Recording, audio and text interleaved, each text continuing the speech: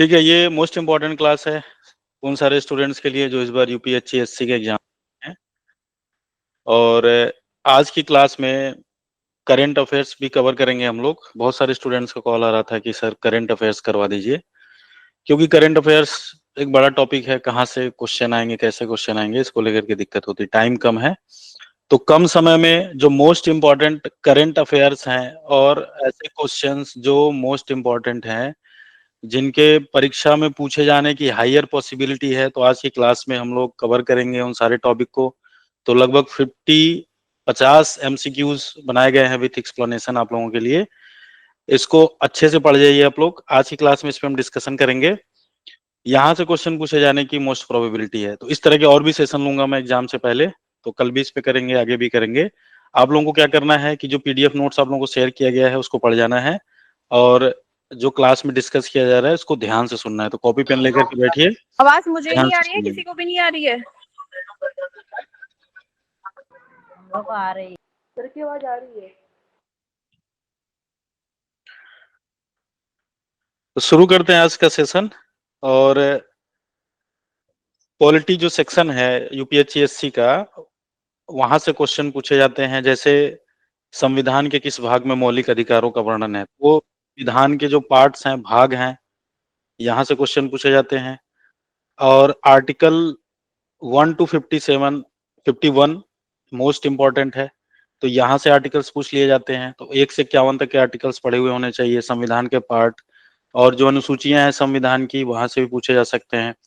ठीक है, तो संविधान के किस भाग में मौलिक अधिकारों का वर्णन है, तो आप सभी को बताया गया था कि भाग 3 में अनुच्छेद 12 से 35 मौलिक अधिकारों का उल्लेख किया गया है। और इसमें ये सिटीजन्स के लिए है, जो स्टेट के अगेंस्ट उनके राइट्स का प्रोटेक्शन करता है, राज्य के अगेंस्ट नागरिकों के जो अधिकार है उनकी रक्षा करता है, जिसमें न्याय, स्वतंत्रता, समानता और बंधुत्व, ये सारी चीजें इंश्योर की जाती हैं। ज्योग्राफी भी इंपॉर्टेंट सेक्शन है पीएचईएससी का। तो अभी आप लोगों को एटमॉस्फेयर कराया गया था। क्वेश्चन यहाँ से पूछ सकता है कि पृथ्वी की जो वायुमंडल होती है कितनी परतों में विभाजित है, कितने लेयर्स होते हैं एटमॉस्फेयर में। तो आप लोगों ने देखा क्षोभ मंडल सबसे नियरेस्ट होता है, मौसम संबंधी घटनाएं यहीं पे होती हैं।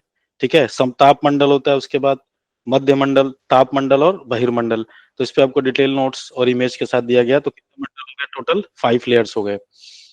मौलिक कर्तव्यों को संविधान के किस संशोधन द्वारा जोड़ा गया था? तो मौलिक कर्तव्य, फंडामेंटल ड्यूटीज से क्वेश्चन पूछ रहा है, और पूछ रहा है कि किस कॉन्स्टिट्यूशनल अमेंडमेंट के थ्रू इसको कॉन्स्टिट्यूशन में ऐड किया गया था।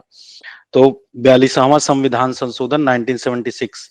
42वां संविधान संशोधन जो है ये मोस्ट इम्पोर्टेंट अमेंडमेंट है, और इसको मिनी कॉन्स्टिट्यूशन ऑफ इंडिया भी बोला जाता है, लघु संविधान बोला जाता है। इतने सारे अमेंडमेंट हुए थे, कॉन्स्टिट्यूशनल अमेंडमेंट हुए थे, कि इसको एक तरह से लघु संविधान बोला जाता है। तो 42वें संविधान संशोधन के द्वारा आर्टिकल 51A ऐड किया गया था, और इसमें 10 मौलिक कर्तव्य जोड़े गए थे। Green house gas most important question बनता है यहाँ से। ज्योग्राफी और इन्वायरमेंट दोनों का मिक्सअप पार्ट है ये। तो ग्रीन हाउस गैस में कौन कौन सी गैसें आती हैं और किसका कंट्रीब्यूशन सबसे ज्यादा होता है? तो आप सभी को बताया गया था कि जलवायु परिवर्तन और ग्लोबल वार्मिंग के पीछे का जो सबसे बड़ा रीजन है वो है CO2, कार्बन डाइऑक्साइड। और CO2 अर्थ के लिए मोस्ट इंपॉर्टेंट गैस भी है, क्योंकि अर्थ के चारों तरफ जो CO2 के लेयर होते हैं, ये पृथ्वी को गर्म करने के लिए जरूरी है। अगर CO2 नहीं होता तो फिर पृथ्वी बर्फ का गोला हो जाता। लेकिन एक निश्चित मात्रा के बाद अगर CO2 बढ़ रहा है तो फिर ये उतना ही गर्म करेगा। तो CO2 क्या है? सबसे प्रमुख ग्रीन हाउस गैस है, जो पृथ्वी के तापमान में ग्लोबल वार्मिंग का कारण बनती है। तो जो पेरिस एग्रीमेंट जलवायु परिवर्तन को लेकर के हुआ है, वहां पे CO2 की मात्रा, उत्सर्जन, अब जो CO2 है उसको कम करने की बात की जा रही है। कार्बन क्रेडिट जैसे कॉन्सेप्ट जो आए हैं वो CO2 को लेकर के ही है, कि जो विकसित देश हैं CO2 के उत्पादन को कम करें, और जो विकासशील देश CO2 का उत्पादन कम करते हैं और विकसित देश ज्यादा करते हैं तो वो कार्बन क्रेडिट उनसे ले सकते हैं। ट्रोपोस्फियर में क्या होता है? तो क्षोभ मंडल के बारे में पूछ रहा है, कि जो पृथ्वी का सबसे नजदीकी मंडल होता है, क्षोभ मंडल या ट्रोपोस्फियर, ट्रोपोपॉज, वो क्या होता है? तो आपको बताया गया है कि वायुमंडल की सबसे निचली परत है, जहां मौसम संबंधी घटनाएं, बादल का बनना, बारिश होना, तूफान होना, वो सारी चीजें यहाँ पे आती है। तो ये क्षोभ मंडल होता है, और बारिश, मौसम संबंधी सारी घटनाएं क्षोभ मंडल के अंतर्गत होती। पहला लेयर होता है, जो एरोप्लेन्स वगैरह होते हैं वो क्षोभ मंडल के ऊपर ही चलते हैं ताकि उनको सही से सिग्नल मिले। तो क्या होता है, ये मौसम परिवर्तन या मौसम संबंधी घटनाएं यहाँ से होती हैं। संविधान का प्रारंभिक अस्थायी अध्यक्ष कौन था? तो इस पे हमने पहले भी डिस्कस किया था। अस्थायी अध्यक्ष कौन थे? राजेंद्र प्रसाद, जो बाद में चल के भारत के पहले राष्ट्रपति बने। और अस्थायी सदस्य जो थे वो थे डॉक्टर सच्चिदानंद सिन्हा। तो 9 दिसंबर 1946 की जो पहले सत्र की अध्यक्षता किया था इन्होंने, डॉक्टर सच्चिदानंद सिन्हा ने किया था, तो कि सीनियर मोस्ट मेंबर थे इसलिए इनको अध्यक्ष बनाया गया था। सबसे वरिष्ठ सदस्य थे संविधान सभा में, इसलिए इनको अध्यक्ष बनाया गया था। नंदा देवी राष्ट्रीय उद्यान और Nanda Devi, most important question है, ये पूछता है कि नंदा देवी राष्ट्रीय उद्यान किस राज्य में स्थित है? तो उत्तराखंड में स्थित है। उत्तराखंड जो पहले उत्तर प्रदेश का पार्ट था, अब उत्तराखंड है, ठीक है। तो उत्तराखंड राज्य में स्थित है और ये यूनेस्को की जो विश्व धरोहर सूची है उसमें शामिल किया गया है। तो यूनेस्को क्या करता है, वर्ल्ड के लिए इंपॉर्टेंट साइट्स हैं जिसका बहुत ज्यादा कंट्रीब्यूशन है कल्चरली, हिस्टोरिकली, तो उनको क्या करता है, उनका देखभाल करता है, देख रेख करता है, फंडिंग करता है उनको, ठीक है। तो उनको क्या करना पड़ता है, सबसे पहले जो यूनेस्को वर्ल्ड हेरिटेज साइट है उसमें उसको इंडेक्सिंग करता है, उसके बाद उसको सारी फैसिलिटी प्रोवाइड की जाती है, उसके कुछ निश्चित क्राइटेरिया है, तो उसके आधार पे वो इंडेक्सिंग करता है। सबसे अधिक मौलिक अधिकार किस देश के संविधान में है? तो फंडामेंटल राइट्स की बात कर रहा है, सबसे अधिक किस देश ने मौलिक संविधान दिया हुआ है? तो भारत। भारत में मौलिक अधिकार सबसे ज्यादा है और ये विश्व का सबसे अधिक मौलिक अधिकार है। तो जो संविधान सभा थी और जब वो लोग संविधान का निर्माण कर रहे थे तो उन लोगों ने एक एक अनुच्छेद पे लंबी चर्चाएं की। उनका बेसिक पर्पज यही था कि दुनिया के जितने भी देश हैं और वहां पे जितनी अच्छी प्रथाएं हैं उन सबको संविधान में शामिल किया जाए और वो भारत की परिस्थितियों के अकॉर्डिंग हो, इसलिए उस पर वो लंबी बहसें करते थे। और वो लंबी बहसें कॉन्स्टिट्यूशनल डिबेट के नाम से बना के रखी गई है। सुप्रीम कोर्ट को जब आर्टिकल के व्याख्या करने में दिक्कत होती है तो वो वहां से रेफर करते हैं कि जो संविधान सभा ने ये अनुच्छेद बनाया उसके पीछे उनका क्या मोटिव था, क्या उद्देश्य था, उसके आधार पर उन्होंने बनाया। तो इसीलिए भारत का संविधान है दुनिया का सबसे बड़ा लिखित संविधान भी कहा जाता है। तो मौलिक अधिकार भारत में दिया गया है सबसे ज्यादा। नंदा देवी किस प्रकार का संरक्षित क्षेत्र है? तो नंदा देवी क्या है, एक नेशनल पार्क है, राष्ट्रीय उद्यान है और बायोस्फीयर रिजर्व भी है। तो बायोस्फीयर रिजर्व और राष्ट्रीय उद्यान दोनों ए और बी बोथ करेक्ट है। जलवायु परिवर्तन मुख्यतः किस प्रदूषण के कारण होता है? तो अभी प्रदूषण पोल्यूशन पढ़ रहे हैं आप लोग और आपने देखा कि जलवायु परिवर्तन जो हमने किया था वो वायु प्रदूषण के कारण था, ठीक है। मैंने बताया कि सबसे इंपॉर्टेंट जो प्रदूषण है एयर पोल्यूशन है। क्यों? क्योंकि हमें वायुमंडल से ऑक्सीजन मिलता है और ऑक्सीजन के बिना हम 5 से 7 मिनट से ज्यादा नहीं रह पाएंगे। जल प्रदूषण, मृदा प्रदूषण, ये हम थोड़ा मैनेज कर सकते हैं लेकिन यहाँ से मैनेज नहीं कर सकते क्योंकि हमें ऑक्सीजन चाहिए ही चाहिए, ठीक है। और कार्बन डाइऑक्साइड ये जो है ये मुख्य गैस है जो कि जलवायु परिवर्तन, ग्लोबल वार्मिंग का कारण है, जिससे हमारे जलवायु परिवर्तन होने से जो बारिश होने की जो चीजें हैं वो आगे पीछे हुई हैं और इसका सीधा संबंध फसलों से है। तो क्रॉपिंग पैटर्न हमारा चेंज हुआ है और आपको पता है कि अगर क्रॉपिंग पैटर्न चेंज होगा, गर्मी में बारिश होगी, बारिश में गर्मी होगी, तो ये स्वास्थ्य के लिए भी बहुत ज्यादा नुकसानदायक है। तो जलवायु परिवर्तन का बेसिक कारण क्या है?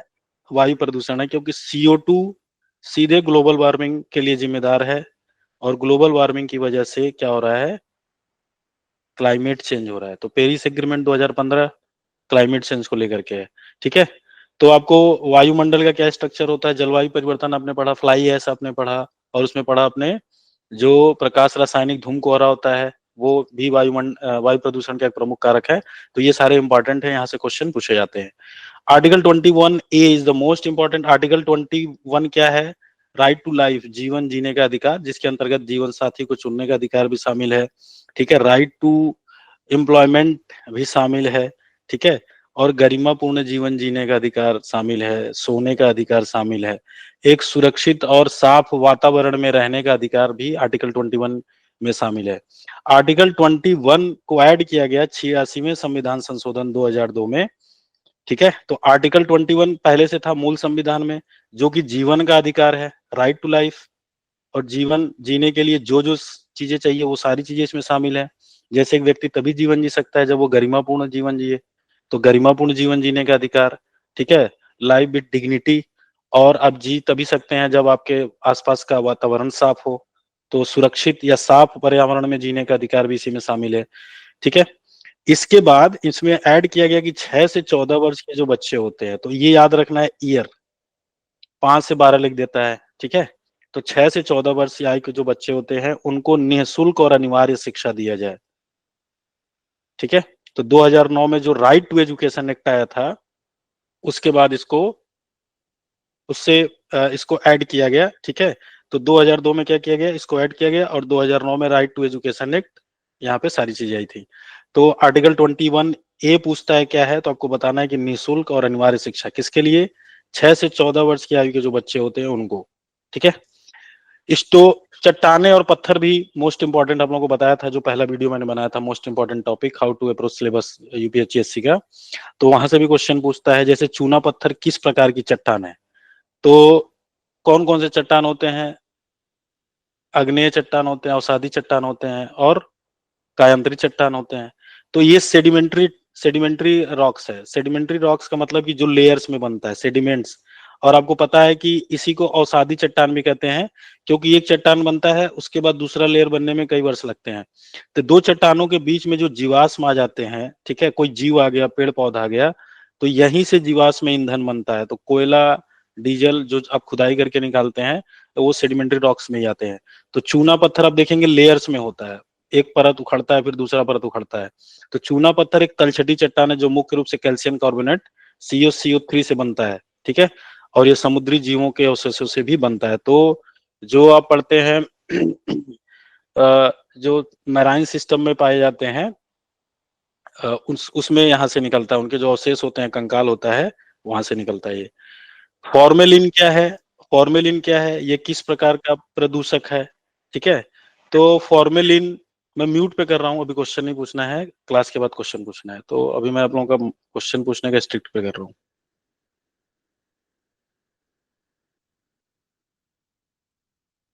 फॉर्मेलिन क्या है, किस प्रकार का प्रदूषक है, किस तरह का पोल्यूटेंट्स है।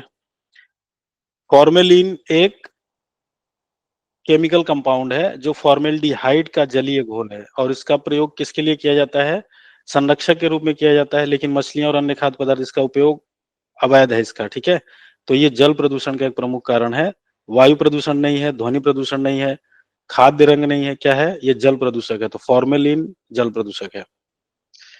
भारत के राष्ट्रपति का निर्वाचन किस प्रकार होता है, तो इससे पहले वाले क्लास में आपने देखा था उपराष्ट्रपति का, ठीक है, किस अनुच्छेद के तहत होता है। राष्ट्रपति का निर्वाचन किस तरह से होता है, तो आपको बताया गया था कि अप्रत्यक्ष रूप से होता है, किसके द्वारा, इलेक्टोरल कॉलेज के थ्रू। और जो इलेक्टोरल कॉलेज होता है उसमें जो सांसद और विधायक होते हैं, तो सांसद और विधायक, तो जो MP होते हैं और MLA होते हैं, आप 2 वोट देते हैं, ठीक है, सिटीजन जो होता है, और MP और MLA। तो MP को आप देते हैं जब संसदीय चुनाव होता है, और जब विधायकी चुनाव होता है तो उसमें देते हैं। तो ये लोग मिल करके राष्ट्रपति उपराष्ट्रपति का जो जो होता है पार्ट लेते हैं इलेक्टोरल कॉलेज में। एकल हस्तांतरणीय मत के द्वारा होता है और प्रतिनिधित्व किया जाता है उसमें। तो जनता डायरेक्ट राष्ट्रपति को नहीं चुन रही है, बल्कि जनता के द्वारा चुने गए प्रतिनिधि राष्ट्रपति को चुन रहे हैं, इसलिए ये इनडायरेक्ट इलेक्शन है, डायरेक्ट इलेक्शन नहीं है। डायरेक्ट इलेक्शन वो होता है जिसमें जनता डायरेक्ट चुने, ठीक है। तो राष्ट्रपति को जनता सीधे नहीं चुनती है, बल्कि निर्वाचित चुना जाता है। तो अप्रत्यक्ष निर्वाचन द्वारा, प्रत्यक्ष निर्वाचन नहीं होता है, राज्यपाल द्वारा नहीं होता है, संसद द्वारा चयन नहीं होता है। क्यों, क्योंकि संसद में बताया गया है कि संसद का पार्ट राष्ट्रपति खुद होता है। तो लोकसभा, राज्यसभा और प्रेसिडेंट ऑफ इंडिया, ये तीनों मिल करके ही संसद बनते हैं।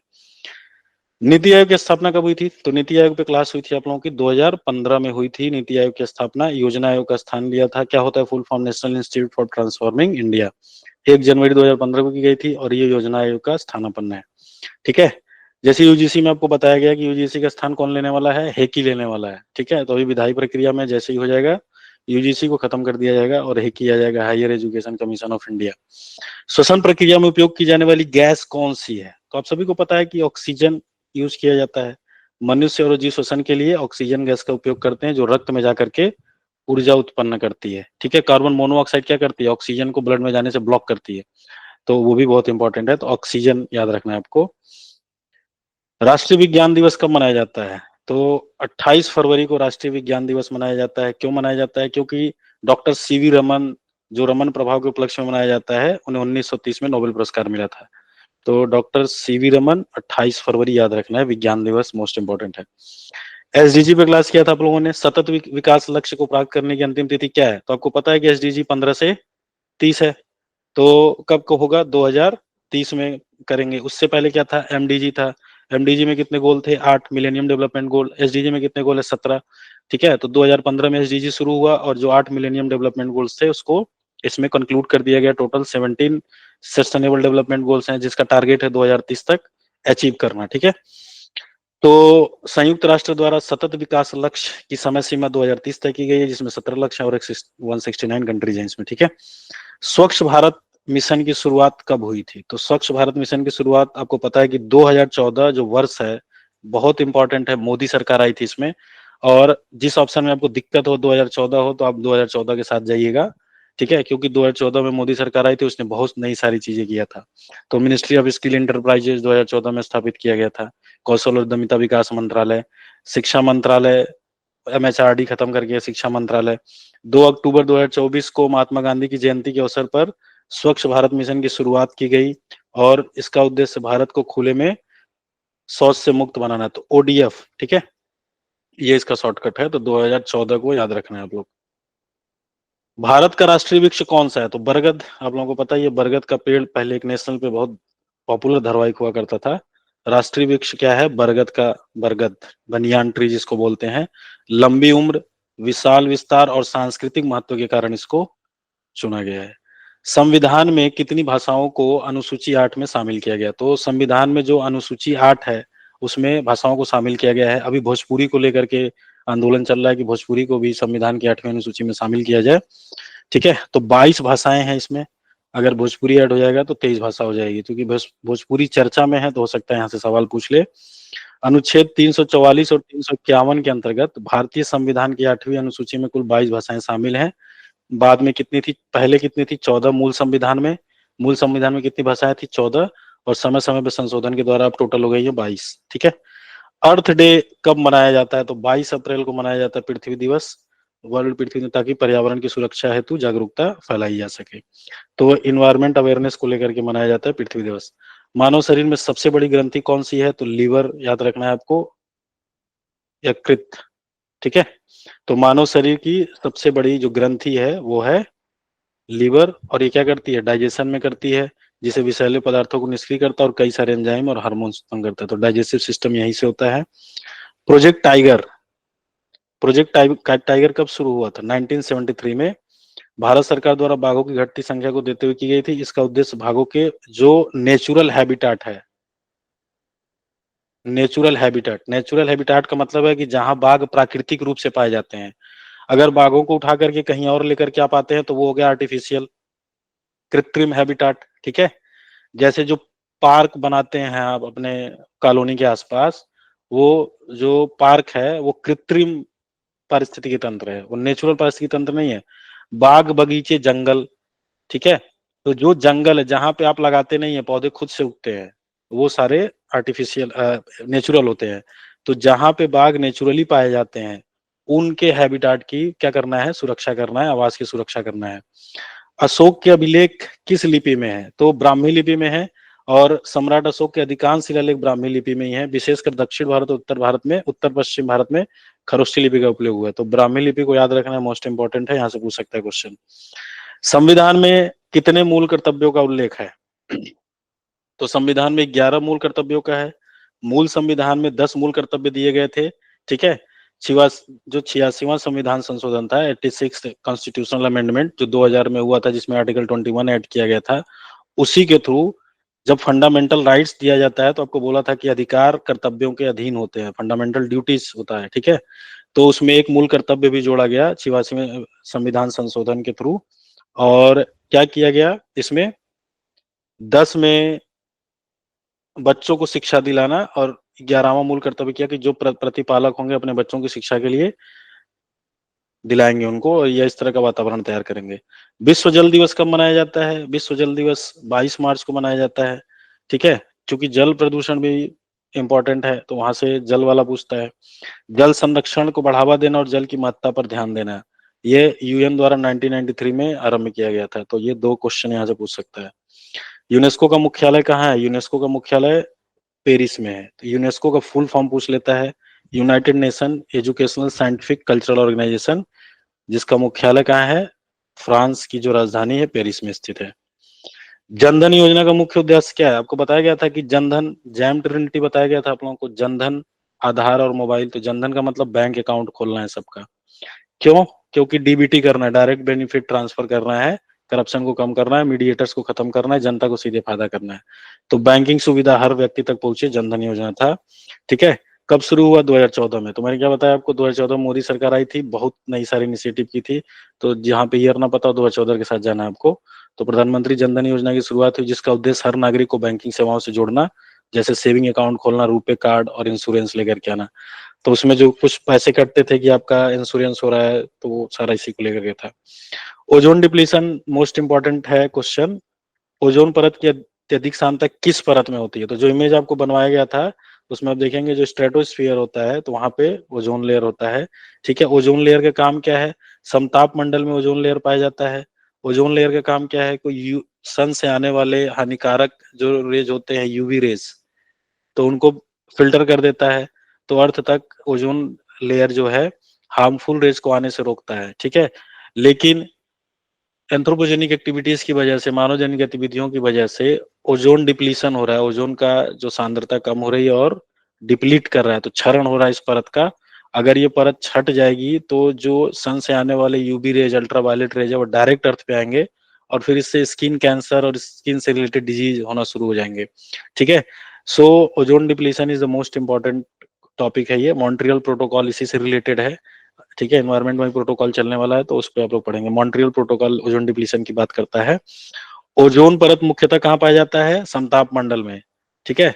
लगभग 10 से 50 किलोमीटर की ऊंचाई पर, और यह पराबैंगनी किरणों से पृथ्वी को बचाता है। तो अल्ट्रावायलेट रेस को पराबैंगनी किरणें भी कहते हैं, पराबैंगनी किरणें भी कहते हैं। ठीक है। हाल ही में विज्ञान भारती द्वारा भारतीय, अब यहाँ से आपका करंट अफेयर शुरू हो रहा है। तो ये जो करंट अफेयर्स बताए जा रहे हैं, हायर प्रोबेबिलिटी है परीक्षा में आने की। तो 30 क्वेश्चन इसके बाद करंट अफेयर्स से हैं। तो जो स्टूडेंट्स कह रहे थे कि सर करंट अफेयर्स पे बता दीजिए, तो यहाँ पे है। इसके अलावा मैं और भी शेयर करूंगा करंट अफेयर्स। इस क्वेश्चन को अच्छे से देखना है, एक्सप्लेनेशन भी साथ में दिया तो उसको अच्छे से समझ लेना है। यहाँ से फिर मैं रिपीट कर रहा हूँ, क्वेश्चन आने की हायर प्रोबेबिलिटी है, क्योंकि जो मोस्ट इंपॉर्टेंट करंट अफेयर्स हैं उन्हीं को ऐड किया गया है इस नोट्स में। ठीक है। ताकि आप कम पढ़ करके ज्यादा क्वेश्चन सही कर पाए, कम समय में ज्यादा क्वेश्चन सही कर पाए। हाल ही में विज्ञान भारती किस भारतीय शहर में इंडिया इंटरनेशनल साइंस फेस्टिवल 2024 आयोजित किया गया? तो अभी 2024 में इंडिया इंटरनेशनल साइंस फेस्टिवल हुआ। किस शहर में हुआ है? तो चेन्नई में। साइंस से रिलेटेड मोस्ट ऑफ दी जो इवेंट्स होते हैं वो साउथ इंडिया में होते हैं, ये ध्यान रखना है। ठीक है। Most of the event south India में होते हैं। तो ऑप्शन में अगर आपको नहीं पता है तो साउथ इंडिया के साथ जाना है। तो चेन्नई कहाँ होता है? साउथ इंडिया में। लखनऊ, अहमदाबाद, भोपाल, ये सारे कहाँ है? भोपाल मिडिल इंडिया में, मध्य भारत में आएगा, मध्य प्रदेश। और अहमदाबाद इधर पड़ जाएगा आपका। ठीक है। और लखनऊ तो आपका उत्तर प्रदेश, उत्तर भारत में ही है। तो चेन्नई के साथ जाना है। साइंस से रिलेटेड मोस्ट ऑफ द चीजें साउथ इंडिया। आपने देखा सीवी रमन, तो सीवी रमन कहाँ के थे? आपको पता है। साइंस से रिलेटेड अभिजीत अब्दुल कलाम कहाँ के थे? साउथ के थे। तो साउथ का याद रखना है। साउथ साइंस से रिलेटेड अगर आपको आंसर नहीं पता है तो साउथ के साथ जाइएगा। इंडिया इंटरनेशनल साइंस फेस्टिवल 2024 का आयोजन विज्ञान भारती और भारत सरकार।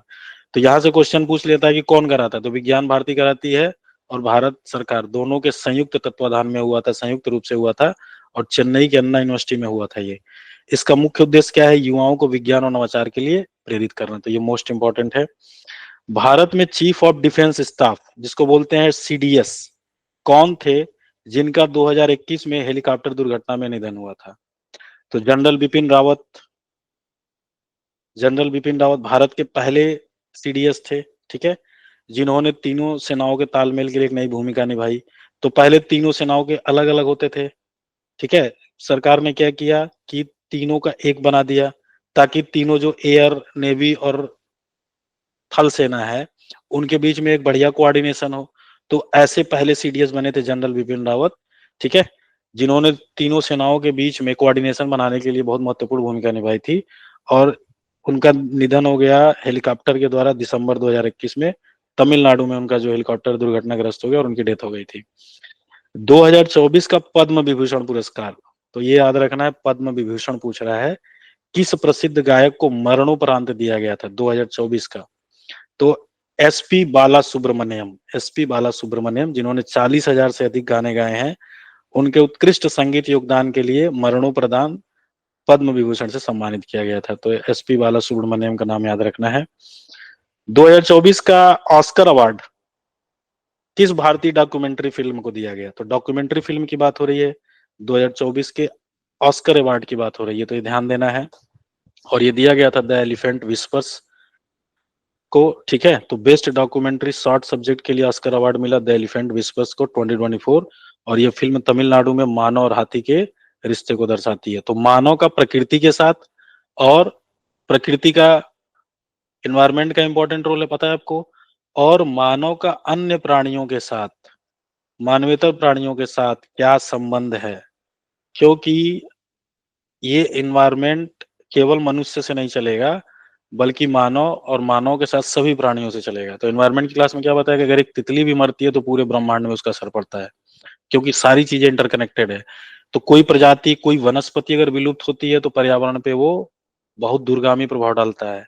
और आपको बताया गया कि पर्यावरण पे जो प्रभाव पड़ता है वो दीर्घकालीन होता है, तुरंत नहीं पता चलता है, लेकिन वो तुरंत खत्म भी नहीं किया जा सकता है। 10 साल बाद पता चलेगा, और उसको रिमिट करने में भी 10 साल आपको लगेगा।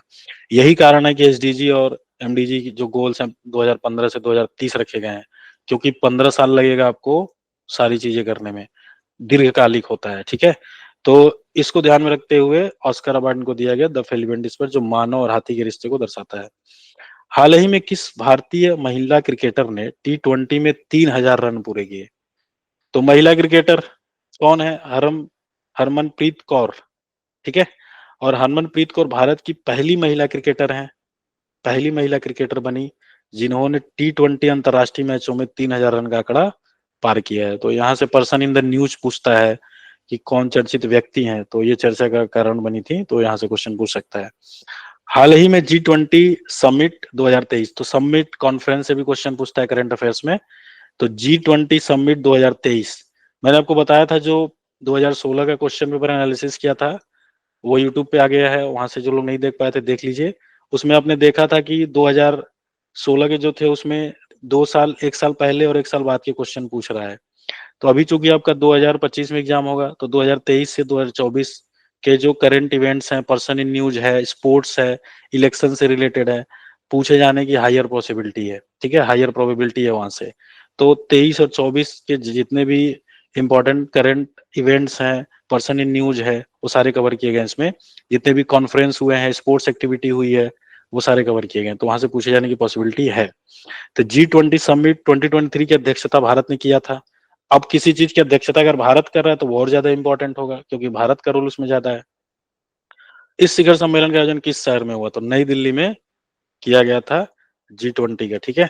और भारत ने 2023 में पहली बार G20 की अध्यक्षता की, और समिट नई दिल्ली के प्रगति मैदान में भारत मंडपम में आयोजित किया हुई थी। तो पूछ सकता है कि भारत मंडपम किससे संबंधित है, G20 से या बाकी और कोई चीज देगा? तो आपको पता होना चाहिए कि भारत मंडपम G20 से है, ठीक है। इसका मुख्य उद्देश्य क्या है? ग्लोबल साउथ की आवाज को प्रमुखता देना है। तो ग्लोबल साउथ की आवाज को प्रमुखता देना, इसको याद रखना है। शांतनु नारायण किस प्रमुख अंतरराष्ट्रीय कंपनी के सीईओ हैं? तो एडोबी का नाम सुना होगा आप लोगों ने। शांतनु नारायण अमेरिका की दिग्गज सॉफ्टवेयर कंपनी एडोबी, जो पीडीएफ रीडर एडोबी है, उसके सीईओ हैं, ठीक है। और ये कहाँ के रहने वाले थे? साउथ इंडिया, हैदराबाद, ठीक है। और वे विश्व की प्रमुख टेक हस्तियों में से एक है, ठीक है। एक मूवी थी जिसमें साउथ और दिखाया गया था, इश्क की धुनी वाला गाना जो था, जिसमें क्या नाम था मूवी का? आलिया भट्ट, बोल नहीं पा रहे होंगे आप लोग, माइक। क्या नाम था?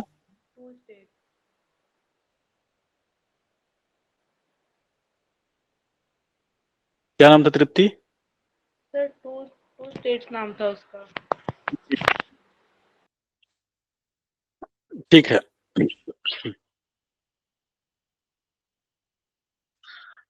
लॉरियल्स वर्ल्ड स्पोर्ट अवार्ड 2024 का स्पोर्ट्समैन ऑफ द ईयर किसे चुना गया? तो लॉरियल वर्ल्ड स्पोर्ट अवार्ड 2024 का sportsman of the year Novak जोकोविच को चुना गया है, और उन्होंने 2023 में 3 ग्रैंड स्लैम खिताब अपने नाम किए थे। तो याद रखना है, L'Oréal sportsman of the year का खिताब नोवाक जोकोविच को गया है। ठीक है। विश्व हिंदी सम्मेलन 2023 का 12वां संस्करण किस देश में आयोजित किया गया? तो फिजी में किया गया था, और 12वां विश्व हिंदी सम्मेलन 2015 से 17 फरवरी 2023 के बीच फिजी में हुआ था। इसका उद्देश्य विश्व भर में हिंदी भाषा के प्रचार प्रसार को बढ़ावा देना। यह पहली बार था जब सम्मेलन दक्षिण प्रशांत क्षेत्र में हुआ था। ठीक है, तो इसलिए इंपॉर्टेंट है ये। ठीक है। भारत के किस युवा तीरंदाज ने हाल ही में वर्ल्ड आर्चरी चैंपियनशिप में गोल्ड मेडल जीतकर इतिहास रचा? तो रिद्धि 4 वर्ल्ड आर्चरी चैंपियनशिप, जो तीर चलाते हैं, ठीक है, शानदार प्रदर्शन करते हुए स्वर्ण पदक जीता हुए भारत की उभरती प्रतिभाशाली महिला तीरंदाज हैं। क्या नाम है इनका? रिद्धि 4। तो रिद्धि और सिद्धि याद रखना है। रिद्धि। जनवरी 2024 में केंद्रीय इलेक्ट्रॉनिक्स लिमिटेड सीएल को मिनी रत्न का दर्जा दिया गया था। यह किस मंत्रालय के अधीन है? तो इलेक्ट्रॉनिक्स और सूचना प्रौद्योगिकी मंत्रालय। तो इलेक्ट्रॉनिक्स लिखा ही हुआ है, तो इलेक्ट्रॉनिक्स और सूचना प्रौद्योगिकी मंत्रालय, इलेक्ट्रॉनिक एंड आईटी मिनिस्ट्री। ठीक है। किसको दिया गया है? केंद्रीय इलेक्ट्रॉनिक्स लिमिटेड। तो इसका वाइस वर्सा भी क्वेश्चन पूछ सकता है कि इलेक्ट्रॉनिक्स और सूचना प्रौद्योगिकी मंत्रालय द्वारा हाल ही में किसको मिनी रत्न का दर्जा दिया गया है? तो बताना है कि केंद्रीय इलेक्ट्रॉनिक्स लिमिटेड को जनवरी 2024 में मिनी रत्न का दर्जा दिया है। तो मिनी रत्न, महारत्न, नवरत्न ये कंपनियां होती हैं, उनका दर्जा दिया जाता है जो क्राइटेरिया पूरा करती हैं। तो ये कंपनी इलेक्ट्रॉनिक्स और सूचना प्रौद्योगिकी मंत्रालय के अधीन कार्य करती है और विभिन्न उच्च तकनीकी उत्पादों के विकास में संलग्न है। ठीक है। जुलाई 2024 में किस भारतीय शहर में विश्व संस्कृति सम्मेलन का आयोजन किया गया? तो नई दिल्ली में किया गया जुलाई 2024 में विश्व संस्कृति सम्मेलन का। ठीक है, जिसमें विश्व भर से संस्कृत विद्वानों ने भाग लिया और भाषा के संरक्षण और प्रसार प्रचार पर काम किया। नई दिल्ली। 2024 में ऑर्डर ऑफ द ड्रैगन सम्मान प्राप्त करने वाले पहले भारतीय कौन बने? तो कौन बनेगा? एक ही व्यक्ति हैं, माननीय प्रधानमंत्री नरेंद्र मोदी जी। ठीक है। तो भूटान का सर्वोच्च नागरिक सम्मान है ये, भूटान। ठीक है। ऑर्डर ऑफ द ड्रैगन, उससे इनको सम्मानित किया गया था, और ये भारत और भूटान के बीच के मजबूत होते संबंधों का प्रतीक है। 2024 में किस देश ने ग्रीन ग्रिड इनिशिएटिव में भारत के साथ साझेदारी की घोषणा की? तो जर्मनी ने किया है। जर्मनी ने 2024 में भारत के साथ ग्रीन ग्रिड इनिशिएटिव में किया है। इसका उद्देश्य नवीकरणीय ऊर्जा के क्षेत्र में सहयोग करना है। तो एक परंपरागत ऊर्जा के स्रोत हैं ट्रेडिशनल, जिसमें कौन से आते हैं? जीवाश्म ईंधन जो आप पढ़ रहे हैं, ठीक है, बायोफ्यूल्स, और आपने देखा कि बायोफ्यूल से क्या CO2 उत्सर्जन, फ्लाई ऐश और पार्टिकुलेटेड मैटर इन्वायरमेंट में ज्यादा आते हैं। ठीक है। जीवाश्म ईंधन लिमिटेड है, अगर इसको खत्म कर देंगे इससे पर्यावरण प्रदूषण ज्यादा होता है, CO2 का उत्सर्जन ज्यादा होता है, इसलिए डीजल, पेट्रोल, ये सारी चीजें वहीं से आते हैं। ठीक है। इसी के बरक्स जो रिन्यूएबल एनर्जी है, नवीकरणीय ऊर्जा है, जो अक्षय ऊर्जा भी कहते हैं, ठीक है, जैसे सोलर एनर्जी, तो सूर्य से निकलने वाली ऊर्जा, वायु, विंड एनर्जी, ठीक है, और इस तरह की जो ऊर्जाएं होती हैं वो नवीकरणीय ऊर्जा में। तो ग्रीन ग्रिड का मतलब ग्रीन सिग्नल किसका है? इन्वायरमेंट फ्रेंडली होने का और नवीकरणीय ऊर्जा का। तो जो इलेक्ट्रिसिटी वाली कारें आती है उनका नंबर प्लेट कैसा रहेगा? ग्रीन रहेगा। कैसा रहेगा? ग्रीन रहेगा। ठीक है। तो ये दिखाता है कि इन्वायरमेंट फ्रेंडली है, इलेक्ट्रिसिटी है, कंजप्शन को कम करता है, ऊर्जा कंजर्वेशन को करता है वो। ठीक। तो ग्रीन ग्रिड इंडस्ट्री किसके थ्रू हो रहा है? जर्मनी से। 2024 में किस भारतीय खिलाड़ी ने फ्रेंच ओपन बैडमिंटन में पुरुष एकल खिताब जीता था? तो लक्ष्य सेन ने 2024 में फ्रेंच ओपन बैडमिंटन टूर्नामेंट, तो फ्रांस, ठीक है, पुरुष एकल खिताब जीत करके इतिहास रचा, जिससे भारत के बैडमिंटन उनकी प्रतिष्ठा और बढ़ी। तो बैडमिंटन से रिलेटेड है। पूछ लेगा लक्ष्य सेन का संबंध किस खेल से संबंधित है? बैडमिंटन, क्रिकेट, और 2 खेल और दे देगा, तो बैडमिंटन से याद रखना है। ग्लोबल इनोवेशन इंडेक्स में भारत की रैंकिंग क्या थी 2024 में? तो 35वीं रैंकिंग थी, और ये स्टार्टअप्स जो लेकर के आया जा रहा है कि इनोवेशन और स्टार्टअप्स को बढ़ावा देना है, तो ग्लोबल इनोवेशन इंडेक्स में भारत ने 35वीं रैंक हासिल की थी। किस राज्य सरकार ने मिशन शक्ति योजना शुरू किया है? तो आपको पता है कि उत्तर प्रदेश से रिलेटेड क्वेश्चन पूछता है, एक क्वेश्चन आएगा उत्तर प्रदेश से रिलेटेड। तो मिशन शक्ति योजना किससे शुरू किया गया? उत्तर प्रदेश, या अगल बगल के राज्यों से भी पूछ लेता है, लेकिन उत्तर प्रदेश का, चूंकि उत्तर प्रदेश हायर एजुकेशन है, तो उत्तर प्रदेश के बारे में थोड़ी सी आपको जानकारी होनी चाहिए, तो वहां से करंट अफेयर्स का क्वेश्चन पूछ लेता है। तो उत्तर प्रदेश राज्य ने 2024 में मिशन शक्ति योजना शुरू किया। इसका उद्देश्य क्या है? वीमेन प्रोटेक्शन, महिलाओं की सुरक्षा, वीमेन सिक्योरिटी, उनका सम्मान और स्वावलंबन। स्वावलंबन का मतलब एम्प्लॉयबिलिटी से है, ठीक है, इनकम जनरेशन से है। 2024 में ब्लू फ्लैग प्रमाणन प्राप्त करने वाला भारत का कौन सा समुद्र तट बना? तो पुरी, उड़ीसा के पास जो पुरी गोल्डन बीच है, ठीक है, तो जगन्नाथ पुरी के नाम पे पुरी गोल्डन बीच कहते हैं। तो पुरी गोल्डन बीच को 2024 में ब्लू फ्लैग प्रमाणन मिला, जो पर्यावरणीय मानकों और स्वच्छता के लिए अंतर्राष्ट्रीय स्तर पर मान्यता प्राप्त है। तो इन्वायरमेंटल स्टैंडर्ड और क्लीननेस के लिए ये जाना जाता है इंटरनेशनल लेवल पे, पूरी गोल्डन बीच ब्लू फ्लैग। पूछेगा ब्लू फ्लैग किससे संबंधित है, तो यहां से क्वेश्चन पूछ सकता है। या ब्लू फ्लैग किस लिए दिया जाता है, यहां से भी क्वेश्चन पूछ सकता है। 2024 में किस भारतीय लेखक को मैन बुकर प्राइज मिला था? लेखक की बात कर रहा है, राइटर की बात कर रहा है, तो गीतांजलि श्री 2024 कौन? टॉम ऑफ सैंड के लिए मिला था बुकर अवार्ड, जो कि हिंदी साहित्य के लिए एक महत्वपूर्ण उपलब्धि है। तो हिंदी साहित्य वाले ध्यान दें, ये हिंदी साहित्य में भी पूछ सकता है, ठीक है, और यहाँ भी पूछ सकता है, यूपीएससी से एनडीए वाला हिंदी साहित्य पेपर में पूछ सकता है ये।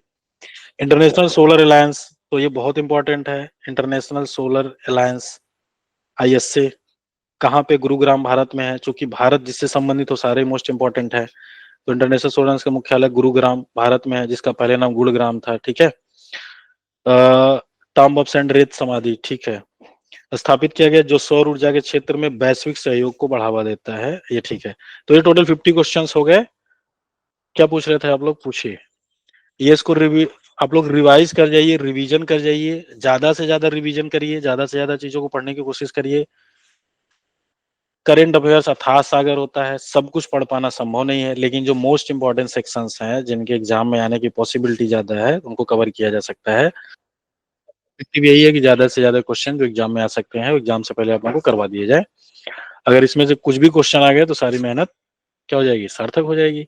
आप लोगों को सफलता मिले, शुभकामनाएं हैं, ठीक है।